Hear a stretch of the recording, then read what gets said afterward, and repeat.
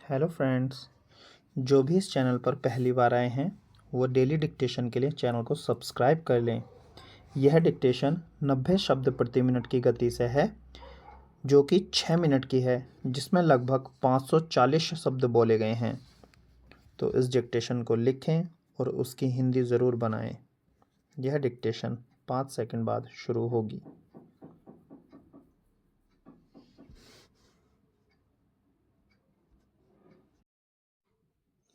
Start. यह समझ से परे है कि किसी कार्यक्रम के आयोजकों का जितना जोर भीड़ जुटाने पर होता है, उसका एक अंश भी उस भीड़ को व्यवस्थित करने पर क्यों नहीं होता। अक्सर धार्मिक उत्सवों, मेलों, सत्संग, यज्ञ आदि के आयोजन में व्यवस्थागत खामियों के चलते भगदड़ मचने, दम घुटने, पंडाल वगैरह के गिरने से लोगों के नाहक मारे जाने की घटनाएं हो जाती हैं। इनके अनेक उदाहरण हैं, मगर उनसे शायद सबक लेने की ज़रूरत नहीं समझी जाती और फिर नए हादसे हो जाते हैं। उत्तर प्रदेश के हाथरस में हुआ हादसा इसकी ताज़ा कड़ी है। बताया जा रहा है कि वहां महीने के पहले मंगलवार को 3 घंटे के सत्संग का आयोजन किया गया था। उसमें देश के अलग अलग राज्यों से श्रद्धालु आए हुए थे। करीब 50,000 लोगों की भीड़ जुटी बताई जा रही है। सत्संग की समाप्ति के बाद अचानक भगदड़ मच गई और 100 से ऊपर लोग दबकर मर गए। 200 से अधिक के घायल होने की खबर है। बताया जा रहा है कि सत्संग समाप्ति के बाद जब मुख्य महात्मा का काफिला वहां से रवाना हुआ तो भीड़ को जबरन रोक दिया गया। भीषण गर्मी और उमस के कारण कई लोग बेहोश हो गए, जिसकी वजह से भगदड़ मची। हालांकि हादसे की जांच के आदेश दे दिए गए हैं और उसके बाद ही असली वजह पता चल सकेगी।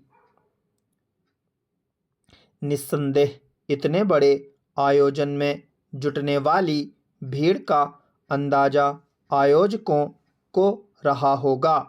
इस भीषण गर्मी में हजारों लोगों के एक जगह इकट्ठा लोगों पर क्या स्थिति होगी, इसका अनुमान भी उन्हें रहा होगा।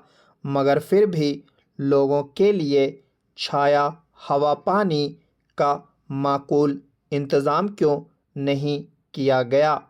ऐसे आयोजनों में व्यवस्था की जिम्मेदारी आयोजक खुद उठाते हैं। वे अपने स्वयंसेवकों के जरिए आयोजन स्थल पर लोगों के प्रवेश और निकास का प्रबंध करते हैं।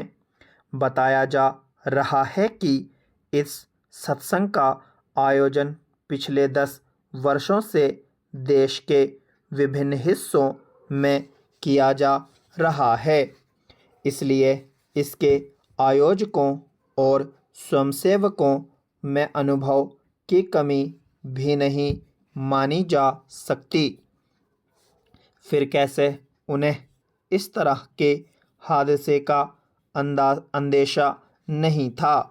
अगर भीड़ मुख्य महात्मा के करीब पहुंचने या उनके काफिले के पीछे जाने को उतावली हो उठी तो जाहिर है ऐसा तभी हुआ होगा जब दोनों के रास्ते अलग से तय नहीं किए गए थे। सवाल यह भी है कि बगैर व्यवस्था जांचे स्थानीय प्रशासन ने कैसे इस आयोजन की इजाज़त दे दी। ऐसे हादसे न केवल धार्मिक आयोजनों में बल्कि राजनीतिक रैलियों, विभिन्न मेलों, सांस्कृतिक उत्सवों आदि में भी हो चुके हैं।